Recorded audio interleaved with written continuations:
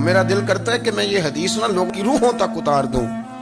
حضور فرماتے ہیں میں نے جس کے سامنے دین پیش کیا اس نے دلیل مانگی، وہ بھی کوئی اپنا ہے جو اپنوں سے دلیلیں مانگے، وضاحتیں مانگے، یہ کیسے تھا تو وہ کیسے تھا تو یہ چیز کدھر سے آئی تو وہ کدھر گئی۔ آپ اپنوں سے دلیلیں مانگ رہے ہیں، آپ اپنوں کو کٹہروں میں کھڑا کیا۔ حضور یہ نہیں فرماتے کہ دلیل تھی کوئی نہیں، فرمایا جس نے مانگی میں نے دی دلیل، اور لوگ دلیل دیکھ کے مسلمان ہوئے۔ حضور فرماتے ہیں لوگوں سنو یہ میرا ابو بکر ہے، میں نے اسے کہا کلمہ پڑھ لے، اس نے دلیل ہی کوئی نہیں مانگی، فوراً ہی کلمہ پڑھ کے مسلمان۔ یہ اعزاز ہے۔ یہاں تو تھک گئے لوگ اپنوں کو دلیلیں دیتے، وہ جی ویسے کیسے تھا تو ایک بندہ یہ کہہ رہا تھا تو دوسرا کہنے دے جو دنیا کہتی ہے، تو اپنی بات کر، تو بتا تو کیا کہتا ہے، اپنی رائے بیان کر، تیرا نظریہ کیا ہے، تیرا ذوق کیا، تو چھوڑ لوگ کیا کہتے ہیں، اپنی بات کر۔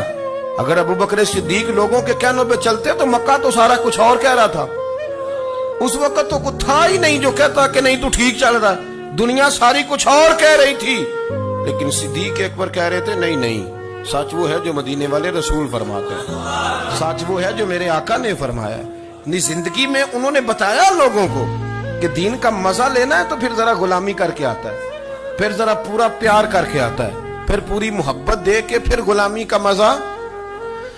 حضرت اسماء بنت ابی بکر صدیق فرماتی ہیں کہ نبی پاک صلی اللہ تعالی علیہ وسلم نے حرم شریف میں داخل ہوئے، ایام مکہ میں، مکے کے دن تھے، حضور حرم مکہ میں داخل ہوئے، کافروں نے ابو جہل نے پہلے سے سازش کی ہوئی تھی۔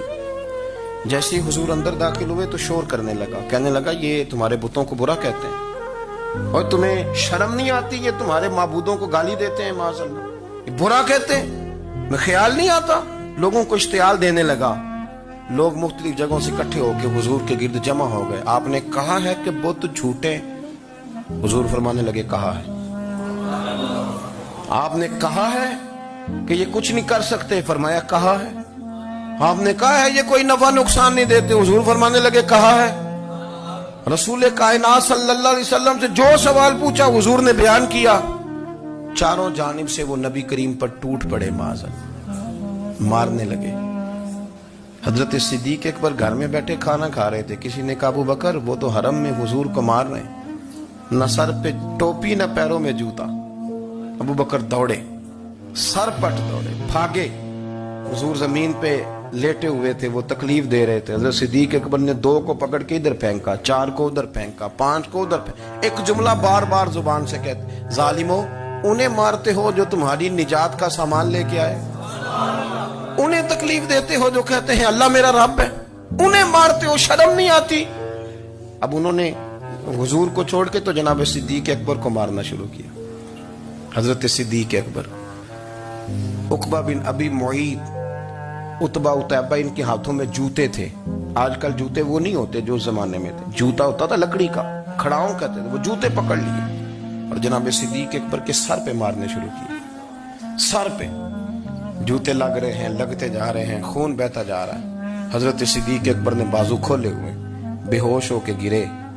حضرت اسماء کہتی ہیں میرے والد کو لوگ گھر لائے تو سر بھی سارا لہو سے بھرا ہوا تھا، چہرہ بھی سارا لہو سے بھرا ہوا تھا۔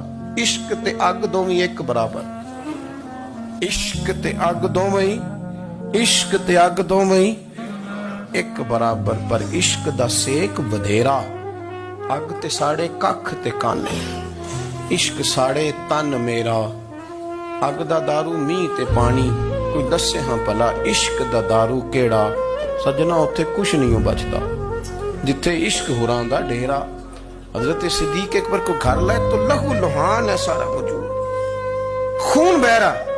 جناب اسماء کہتی ہے میں نے سر پہ ہاتھ رکھا، دیکھوں کہاں کہاں میرے والد کو، میں رو رہی ہوں، میں نے سر پہ ہاتھ رکھا تو کہتی ہیں بال بھی میرے ہاتھ میں آ گئے اور سر سے چمڑی بھی اتر کے میرے ہاتھ میں آ گئی، گوشت بھی سر سے اترنے لگا، سارا سر ان کا مار مار کے انہوں نے نازک بنا دیا، نرم کر دیا۔